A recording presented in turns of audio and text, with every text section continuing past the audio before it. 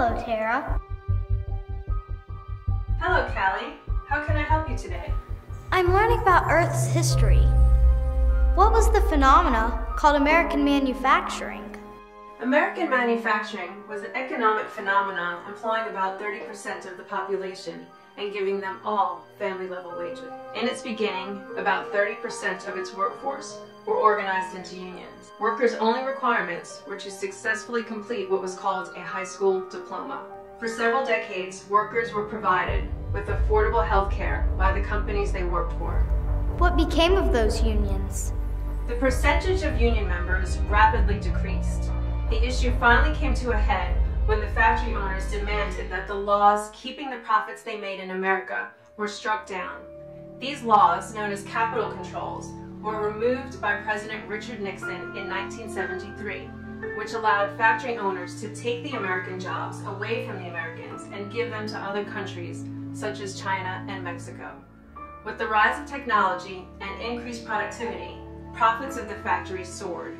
This came to a point of crisis in 2012. There was a lot of turmoil in America in 2012. What actually took place?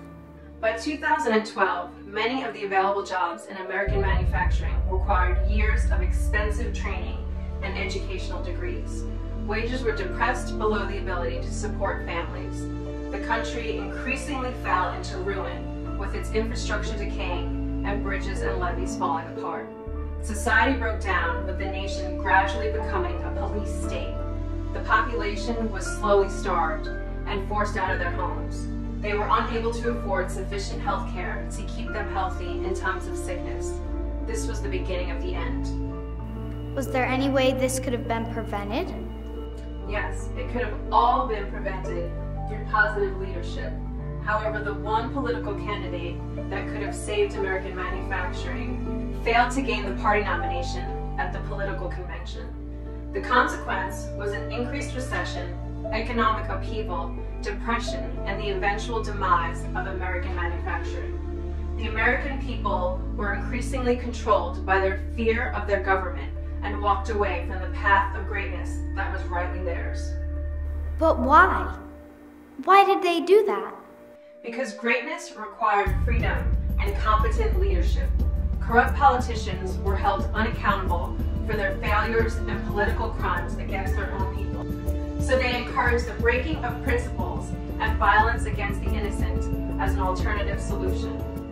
The now fearful population accepted this out of desperation. The majority of the population had forgotten the faith and freedoms that had made their country great. But how could they have let their nation sink into poverty? I don't understand, Tara. The population at the end of that time period had a misplaced sense of loyalty to the economic and political hitmen who had sold them out a long time ago.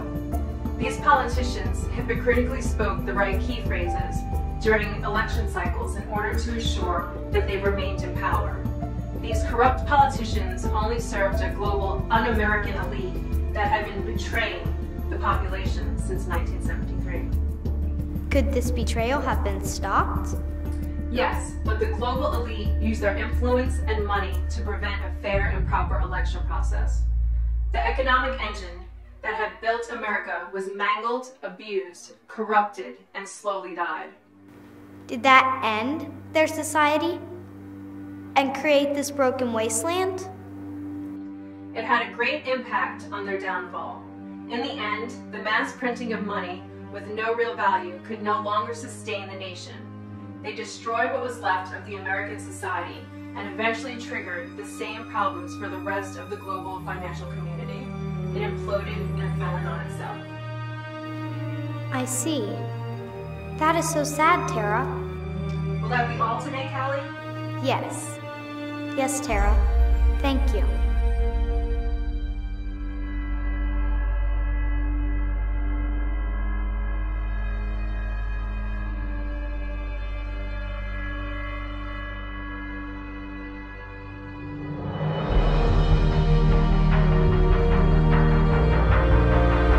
Computer and program.